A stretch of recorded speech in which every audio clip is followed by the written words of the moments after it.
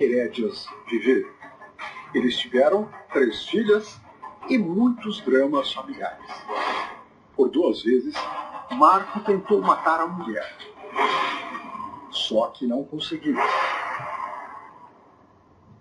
E Maria da Penha virou nome de uma lei que protege as mulheres dos abusos que os homens praticam contra elas dentro de casa.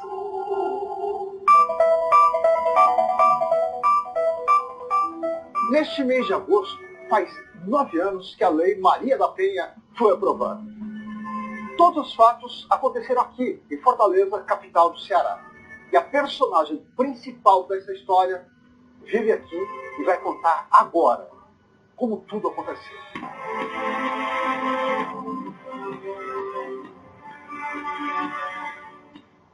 Mas quem é esta mulher, cujo nome todo mundo já ouviu falar, e que tão poucas vezes falou às grandes redes de televisão?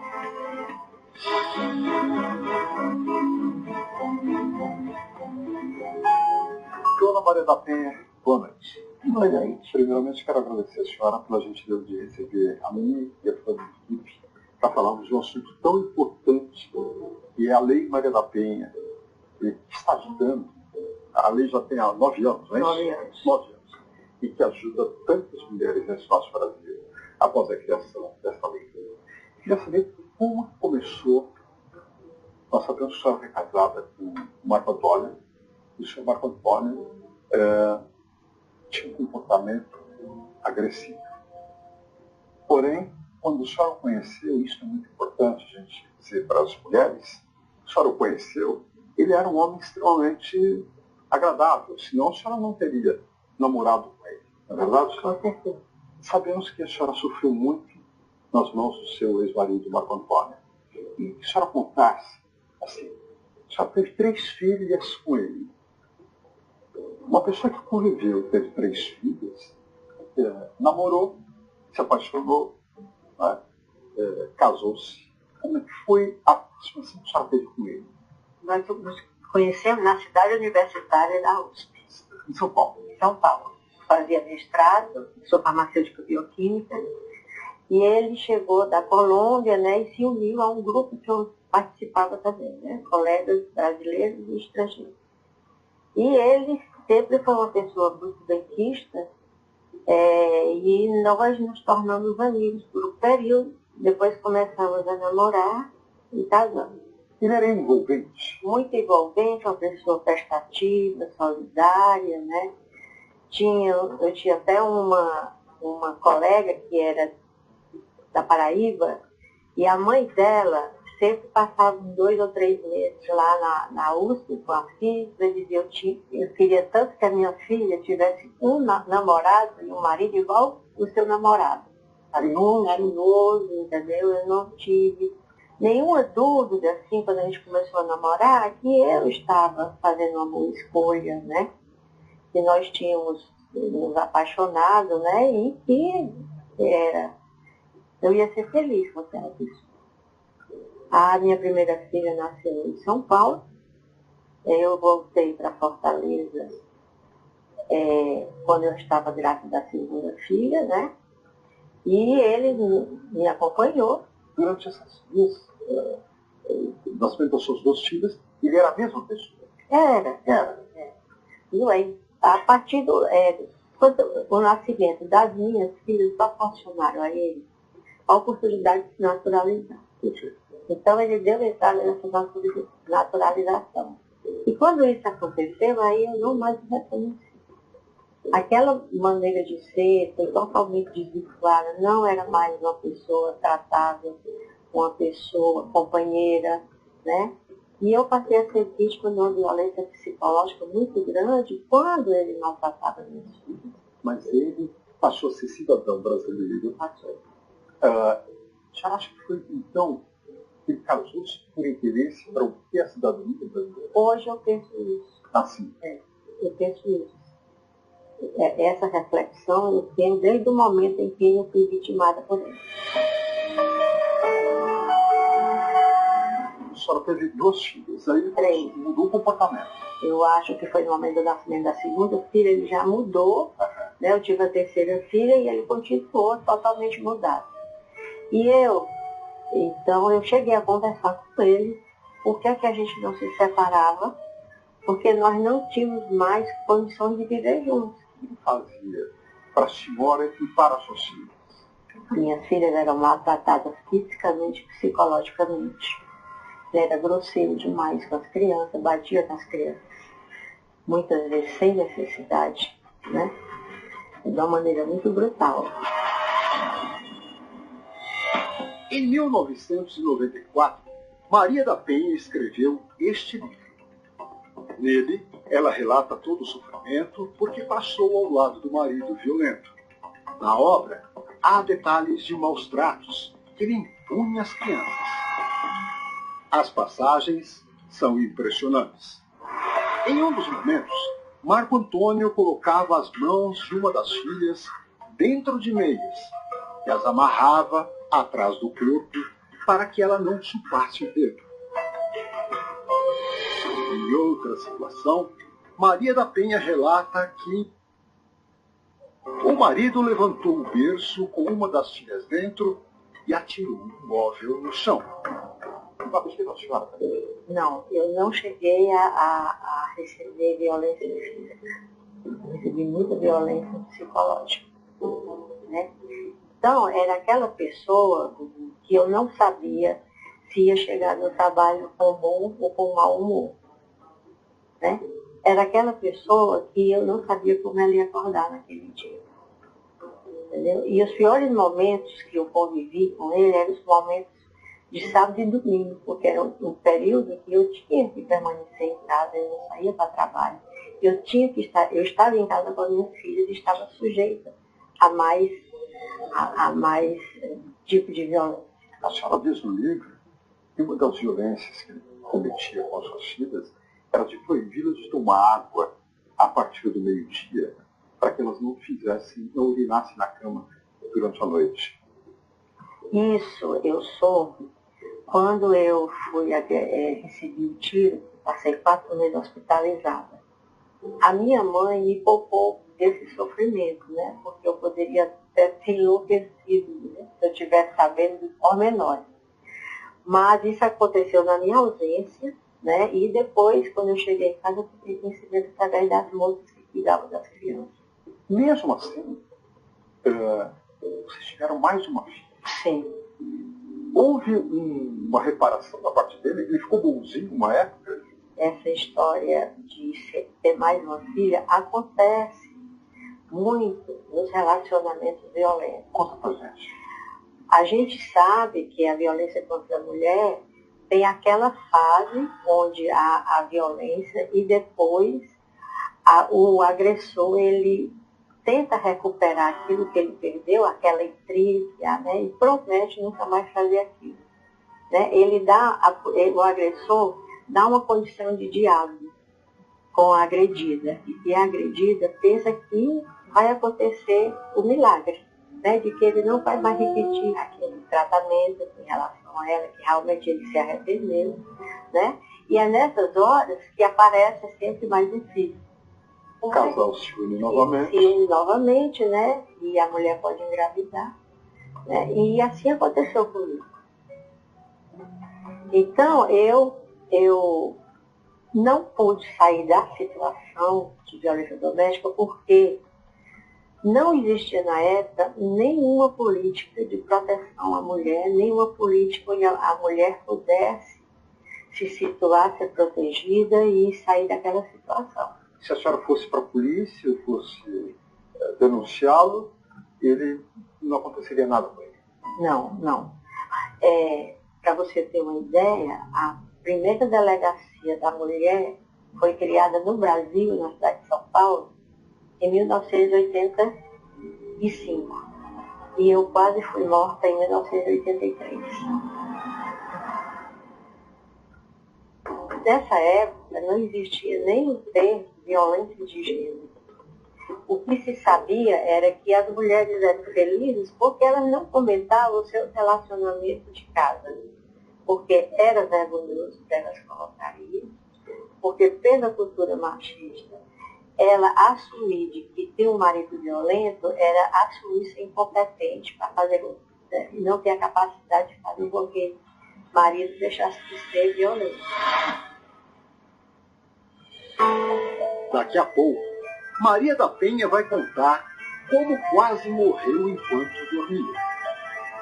E também a tentativa do marido em eletrocutá-la no chuveiro. Mas antes, vamos conhecer mais um pouco da personalidade do André Sujo. No seu livro, a senhora conta também que ele era casado. O senhor Marco Antônio era casado na Colômbia. Isso eu tomei conhecimento quando eu já tinha algum tempo de relacionamento com ele, né? Já em Fortaleza e já sendo vítima de violência. Ele simplesmente omitiu. Omitiu. E ele tinha filho lá também. Ele tinha um filho. Já era um comportamento estranho da parte dele. Exato. A senhora me disse que ele tinha ou tem uma outra família lá na Colômbia. Mas também a senhora escreve no livro que a senhora encontrou cartas de uma amante que ele supostamente teria. Isto talvez tenha sido mais forte do que a questão da cidadania dele. Acho que ele mataria por causa da amante. No livro, ela conta que procurava documentos nas gavetas do escritório e teve uma surpresa. Em uma pasta, encontrou várias cartas amorosas e descobriu que Marco tinha uma amante. A motivação do crime. Neste tempo de convivência, seria amante? Não sei. Não. Não sei. Ele falou para a senhora alguma vez dessa amante? Não. Vocês nunca conversaram? Não. Tomei conhecimento porque eu descobri as cartas, né? A senhora abriu a gaveta? Isso, abri a gaveta. Na hora que eu saí de casa, eu fiz uma pesquisa, né, dentro do escritório. Você não teria sido amante, principalmente. Assim, ele querendo ficar com a mulher, né, e me tirar da jogada. Não, eu não acredito nisso, não. Eu acho que era assim, uma pessoa muito sádica, porque se fosse isso, e as crianças, e o abraço com os filhos, né? Aí me obedeceu ou não vá? Por falar em filhos, as suas filhas nunca mais tiveram contato com ele? Não. Nem ele tentou contato com ele? Não, ele tentou, mas elas sofreram muito, né? Então, elas não tinham esse interesse dele, né? Elas não tinham mais amor por ele, pelas coisas que passou. 29 de maio de 1983. 32 anos se passaram. E Maria da Penha ainda se lembra com detalhes da noite em que sobreviveu à primeira tentativa de homicídio. Só contar, se não for tão doloroso assim, já que a senhora escreveu no livro, eu sei que para escrever assim deve ser difícil, porque tem que relembrar muitos momentos terríveis. A senhora estava deitada, dormindo, e de repente ouviu o tiro. Dentro do quarto. Como foi isso? Eu estava dormindo e acordei com um estouro muito grande dentro do quarto. Eu quis me mexer, não consegui, e pensei, puxa, o Marco me matou. Meu primeiro pensamento foi esse. Né? Depois, eu ouvi vozes de vizinhos, né, das pessoas que trabalhavam na minha casa. E depois eu escutei um médico que morava nas proximidades. Ele e a esposa eram médicos, e eles foram até ao quarto e procuraram saber o que é que eu tinha, se eu não estava ferido. Mas o seu marido estava onde nesse momento? Ele foi encontrado na cozinha da casa, né, da nossa casa, com o pijama rasgado e uma corda no pescoço. Mas ele estava desmaiado? Não, ele não estava desmaiado. Ele estava segundo a moça que trabalhava conosco, ele estava gritando por ela, né? E foi o tempo que os vizinhos viram tiro também, foram ver, entraram na casa também. E quando os vizinhos chegaram e chamaram a polícia, né? Então ele contou a história de que ele tinha visto 4 assaltantes dentro de casa. Eram 4 elementos. Eu estava com a arma guardada, tentei pegá-la. E que ele tinha tentado atirar nos assaltantes e que os assaltantes tentaram enforcá-lo. É tanto que ele foi encontrado com o pijama rasgado e uma corda no pescoço. A cozinha era longe do seu quarto? Não, mas não tinha passagem do quarto para a cozinha. Mas era paralelo, só não tinha passagem. Mas tinha um ângulo para essa bala lhe atingir. Não, a bala foi atirada da porta do meu quarto. Ele atirou, voltou e ficou na cozinha. Então, teve que ir à porta do seu quarto, dar o tiro e voltar para a cozinha. Fez todo esse movimento. Sim. Marco Antônio contou à polícia que também foi ferido durante o assalto. Me deram um tiro. A senhora disse que ficou com uma marca longa, mas parecia uma marca de corte de faca. Isso. Do que de um tiro. Né? Ele disse que levou um tiro também. Não, ele disse que tinha sido... tinha brigado, né? E que tinha levado um tiro. Mas, assim, superficialmente, né, foi visto que não era tiro, era uma marca de faca. Ele se feriu, né? Ele próprio se feriu. Se haviam 4 pessoas que agrediram ele, ninguém na casa não. Sozinho, só tinha 2 empregados, né? Era. Nem a cachorra latiu, nós tínhamos uma cadela grande, ela não latiu, quer dizer, não tinha nenhum estranho que tivesse provocado, né, o latido da cachorra.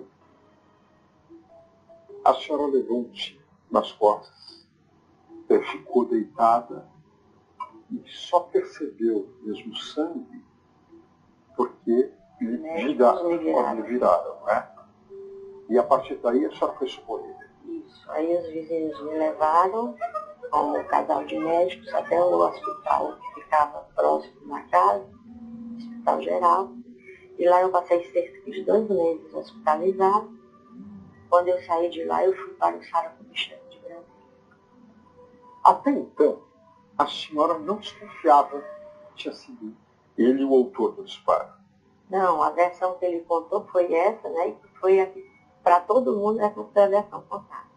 Inclusive a versão que ele contou na Secretaria de Segurança. Depois da senhora ter sido socorrida e para Brasília, quais os cuidados que ele tinha com a senhora? Nenhum, né? Porque eu fiquei interna lá, né? Ele chegou aí uma vez ou 2, né? A trabalho para São Paulo, mas na escala ficou em Brasília, depois deu continuidade, né? E assim, ele nunca entrou em muitos detalhes sobre isso. Ele dizia sempre assim, quando eu queria conhecer mais detalhes, né? Aí ele dizia assim, já passou, não se martirize por uma coisa que você não dá mais gente que já passou. Ele não queria voltar? Não, ele não voltava. As suas filhas ficaram com ele. E foi nesse período que elas tiveram um tratamento mais castigado. Foi. Porque como ele era uma pessoa altamente intolerante com as crianças, entendeu? Então as crianças sofriam muito com ele. Quem foi que falou assim, essa história está mal contada? Quem foi que levantou a questão? Olha, quando eu cheguei de Brasília, ele não queria que eu recebesse visitas nem de familiares. Se eu puder receber, ele precisaria saber primeiro, né? E eu fiquei, assim, aguardando o fim de semana acabar para eu poder conversar com mais liberdade, né? Aí, na segunda-feira, ele foi para o trabalho. Aí as moças que trabalhavam comigo foram contar coisas que havia desconfiança na rua, né, entre os vizinhos, que a conversa dele estava, a história dele estava mal contada, que tinha coisas que não batiam com o que ele tinha dito, né? E que as meninas também que trabalhavam comigo tinham visto uma vez, uma delas tinha visto ele limpando uma arma no escritório, e a outra tinha visto essa arma dentro do armário, do armário que tinha no quarto. Né? Mas isso aí eu tomei conhecimento por elas. Agora, esse desamor dele, como é que uma pessoa pode, supostamente, amar uma outra pessoa? Você vê 3 filhos para essa pessoa. E que a senhora explicasse isso para as mulheres que estão nos assistindo agora em casa, como é que elas identificam uma pessoa? Porque a senhora também não conseguiu identificar no começo. A senhora só identificou depois desse acontecimento. Isso. Olha, nem todos os agressores demonstram ser agressivos. Né? Muitos deles são agressores no momento em que tem a posse da mulher, que eles se acham que são proprietários daquela mulher. É quando o relacionamento já passa a ser uma união estável. Né? Então, eles, a partir desse momento, eles mostram a verdadeira face. Então, é difícil a mulher sair de uma situação dessa. Né? A lei veio para ajudar a mulher a sair dessa situação. Mas muitas mulheres ainda hoje, elas nem se tocam de que a violência doméstica não é só aquela física que deixa o olho, né? Tem vários tipos de violência, como a psicológica, né? De você não saber se está agradando, o que você faz que você pensa que ontem agradou, hoje já não agrada, né? Tem a moral, quando a pessoa denigra, né? A companheira, né? Só chama de você é uma burra, você não sabe disso, não sabe, né? Não sabe nada. Então, quer dizer, que a mulher não espere pela violência física, que ela sempre acontece depois de vários tipos de violência. Ela começa assim, com um grito, com um empurrão, com uma tapa. Então, a mulher já tem que precaver, né? E ver como vai solucionar o seu problema.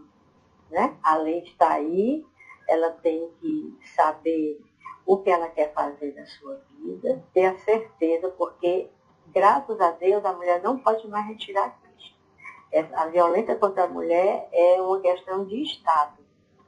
Na hora em que a mulher denunciar, aquele processo tem que ter continuidade. Eu não sabia disso. A mulher não pode. Não pode, porque primeiro a mulher fazia queixa, aí no outro dia o camarada prometia mundos e fundos, que não ia mais fazer aquilo, tira a queixa. Ela tirava a queixa.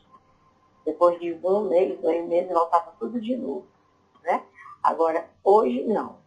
Hoje a mulher, ao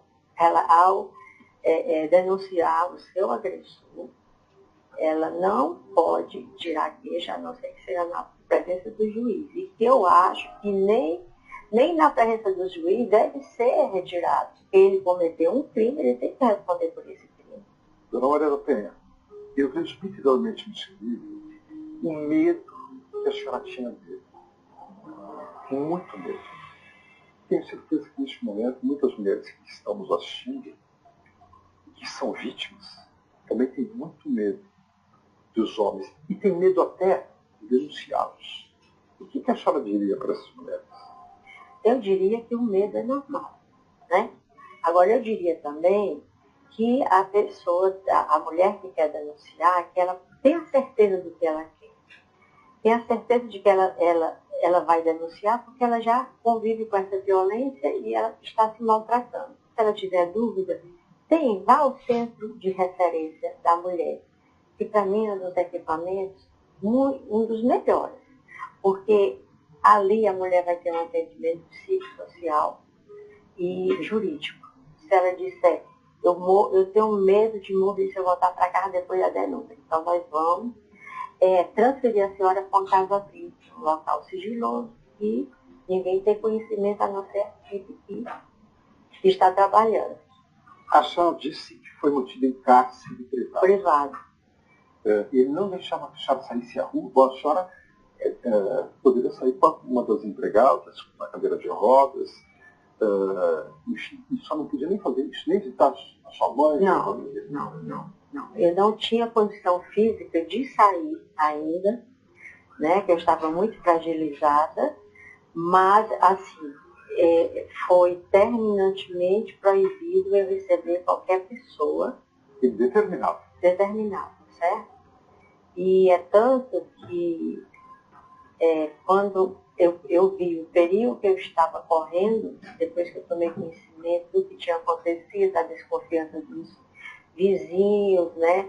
Assim, até o tratamento, na minha presença que ele dava às crianças, de elas quererem se aproximar de mim, né? E ele disse, sai daqui que sua mãe precisa descansar. Chotava as crianças para eu não ter, né, aquele momento de aconchego. Recém-chegada do hospital, já em cadeira de rodas, Maria da Penha sofre outra tentativa de agressão. Ele se ofereceu para me levar ao banho, e quando eu coloquei a mão debaixo da água de chuveiro para ver a temperatura, eu senti uma corrente de choque, né? Então, eu gritei e eu mesmo empurrei a minha cadeira para trás. E nisso as moças, que quando ele estava em casa, sempre estavam aqui nas minhas imediações, para não me deixarem só, né? Aí quando eu coloquei, ele disse, está dando choque. Aí eu digo, não vou entrar, né? Aí eu me empurrei, a moça me puxou e ele ficou muito irritado. Um choque desse não mata ninguém, não. Choque de nada não mata ninguém. Choquinho. A senhora acredita que ele queria eletrocutar a senhora? Eu acredito, porque depois que eu cheguei no hospital, eu demorei mais ou menos 15 dias ainda com ele, quando eu comecei a tomar consciência do perigo que eu estava correndo, eu já não dormia de noite, eu dormia durante o dia. Imaginando a sua tensão. Né? Sempre assim, atenta a todos, nunca eu ficava só com ele. E eu tinha muito medo dele me asfixiar à noite, portanto. Literalmente a senhora estava dormindo com o inimigo. Isso. Então, nesse intervalo aí, as moças que trabalhavam comigo, elas iam para um telefone público, foram dizer para minha mãe, para meu pai, providenciar a minha saída de casa, né? Porque eu precisava sair, elas querem que não saia agora, eu digo, porque eu quero sair com o direito de não perder minhas filhas, a guarda das minhas filhas. Hoje, se você vai na delegacia e denuncia, você está garantido, os filhos continuam com a mãe, né? Mas naquele tempo não. Ele poderia se apropriar disso. E eu, então, aguardei mais alguns dias até sair o documento jurídico de separação de corpos. Aí, no momento em que saiu esse documento, com 2 dias ele ia viajar, né? Então, quando ele viajou, eu saí de casa com as crianças, pertenço nas crianças.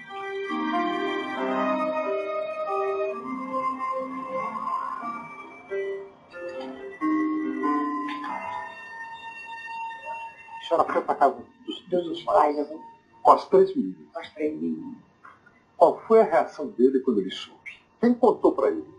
Quando ele chegou de madrugada, no voo, e foi bater na porta do meu pai, foi chutar a porta da casa do meu pai. E as crianças nessa noite acordaram, né? Era mais ou menos 12h30, 1h da manhã, e as crianças começaram a chorar, né? E a minha mãe tinha colocado uma grade de proteção interna, né? Prevendo uma reação dele. E que realmente a porta não entrou porque tinha uma grade de ferro, né? E quando ele chutou, aí eu falei, se você der outro chute, eu vou ligar para a polícia e você vai ser preso. Eu falei, eu não acreditava que ele fosse embora, mas aí ele foi. Debilitada pelos tratamentos de saúde, somente 1 ano após o crime, Maria da Penha pôde ir depor na Secretaria de Segurança Pública. Na época, Marco Antônio acreditava que o processo iria ser arquivado por ter passado do prazo da coleta de depoimentos. Foi mais ou menos em novembro, aí a gente ligou para a Secretaria de Segurança, porque o processo estava suspenso, porque eu estava viajando, eu tinha que fazer o depoimento, e precisava ser o processo precisava ser ou dado continuidade ou arquivado, né? Aí eles foram pegar o meu depoimento, pegaram o depoimento da empregada também, e mandaram um carro descaracterizado buscá-lo para finalizar o processo. Depois eu soube que foi tática da Secretaria de Segurança, né? Tática. Então, porque eles mandaram buscá-lo, ele chegou na secretaria, veio, pensando que ia assinar o arquivamento do processo. Aí foi interrogado novamente e não sabia mais o que tinha dito no primeiro depoimento. Aí entrou em total contradição e ele foi indiciado, então, como o autor da tentativa de homicídio contra isso. O que a senhora sente hoje, passado tanto tempo, o que a senhora sente hoje deste homem que tentou matar a senhora? Eu agradeço de eu ter minhas filhas perto de mim, eu não perco meu tempo para pensar naquilo que não vale a pena. Eu escrevi esse livro como um desabafo no momento em que a justiça brasileira nunca fez nada para punir o Rodrigues, entendeu? E isso não era um caso meu, é o caso de todas as mulheres. Em 1991, sai a sentença que dizia: considerando o elevado grau de culpabilidade do réu, sua personalidade periculosa e as graves consequências dele, fixo a pena base em 15 anos de reclusão. Mas esse julgamento foi anulado. E no ano seguinte, de volta ao tribunal, outra derrota para a vítima. Eu lutei por justiça, ele foi por 2 vezes, ele foi a julgamento, por 2 vezes saiu condenado e por 2 vezes saiu do fora em liberdade. Quando ele saiu em liberdade do primeiro julgamento, aí eu fiquei muito arrasada, porque, olha, Dudu, minhas filhas na época que aconteceu o fato, elas tinham entre 7 e 2 anos de idade incompletos. O caso foi tão revoltante, quer dizer, todo caso é revoltante para a família e para a gente, né, que sofreu. Quando aconteceu isso, que o júri demorou, começou num dia, 2 horas da tarde, terminou no dia seguinte, às 10 horas da manhã, foi um júri muito puxado, né, que ele saiu do fora em liberdade, ali arrasou comigo. E foi aí que Maria da Penha resolveu partir para a luta por justiça. Uma luta que durou 19 anos e 6 meses. A apenas 6 meses da prescrição do crime. Ele ficou quanto tempo preso? 2 anos. 2 anos apenas. Regime fechado. Ele nega até hoje. Eu não sei se ele nega até hoje. Eu sei que as provas são contra ele. A vitória, ela só conquistou porque já era considerada símbolo das lutas contra a violência doméstica. Com a ajuda de uma ONG do Rio de Janeiro, Maria da Penha denunciou o Brasil na OEA, Organização dos Estados Americanos. Porque o Brasil já tinha assinado tratados internacionais se comprometendo a diminuir a impunidade dos agressores de mulheres. Assinou, ratificou e não fez nada. Então, o Sergio disse que havia possibilidade do Brasil ser obrigado a mudar as leis brasileiras. E eu assinei, então, essa petição, né, que chegou à OEA, e durante 4 anos, a OEA enviou ofícios ao Brasil pedindo a posição do Brasil em relação ao meu caso, que tinha sido denunciado. Em nenhum momento o Brasil respondeu a isso. Então, a OEA lançou um relatório e falou que o Brasil era responsável, né, agora para finalizar o processo, ele tinha que finalizar o processo e prender o agressor, e tinha que fazer uma mudança na legislação brasileira. Diante da repercussão internacional do caso, nasceu a Lei Maria da Penha, que completa 9 anos. Uma lei que prevê um tratamento mais rigoroso para crimes de violência doméstica e familiar contra a mulher. E como é que a senhora se sente batizando assim essa lei tão importante para eles. Né? Em outros locais, quando não existe a política pública, a mulher nem tenta sair daquela situação, porque não tem como sair, não tem quem a ampare, não tem quem a proteja. E ela se mantém na relação. Só eu diria, então, que nos grandes centros a lei está sendo mais aplicada. Exatamente. Mostramos para Maria da Penha algumas perguntas enviadas a ela. Queria saber se vai também para onde. Porque tem muito homem apoiando e não tem nenhuma lei que proteja eles também. O homem apoia e fica por isso. Quando é o contrário, é imediatamente engana.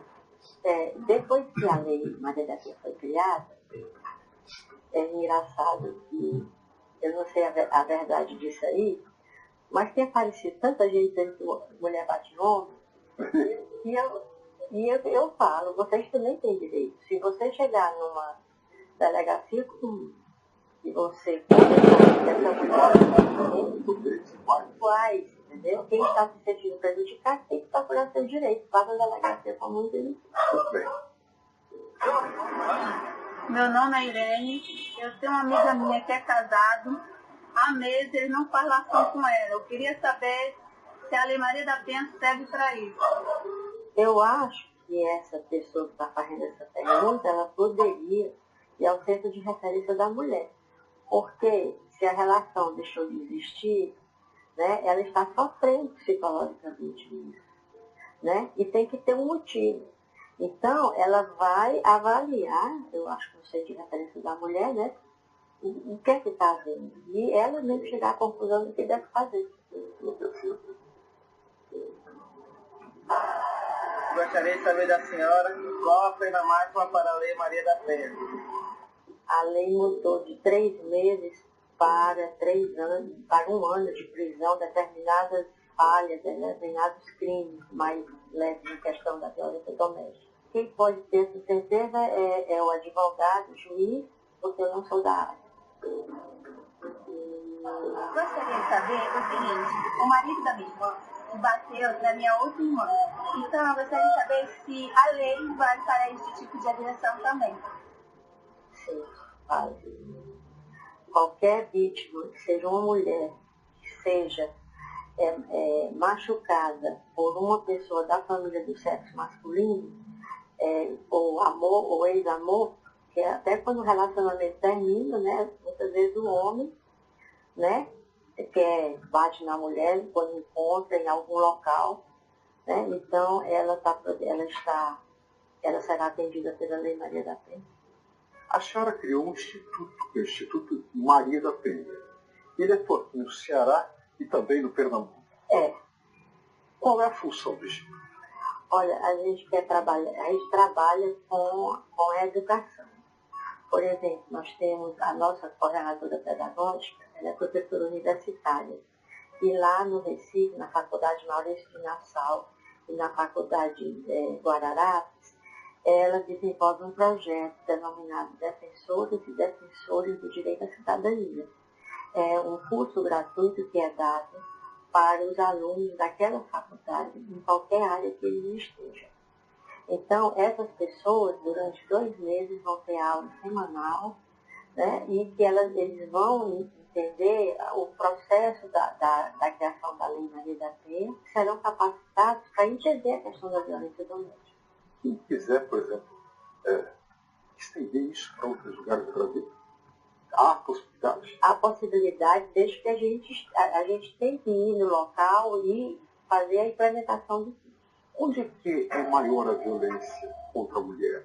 É nas classes mais abastadas, nas classes mais altas ou nas classes mais baixas? Em todas as classes sociais, ela existe, está presente. A senhora se arrepende de alguma coisa?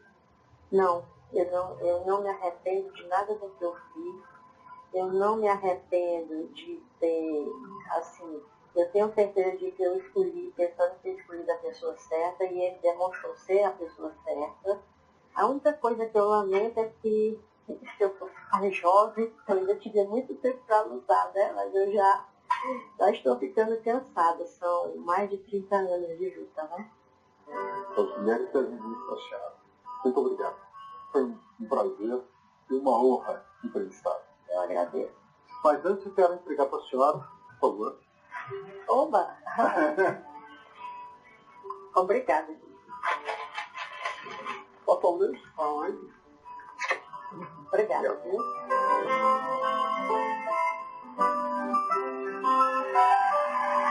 Mais palmas, mais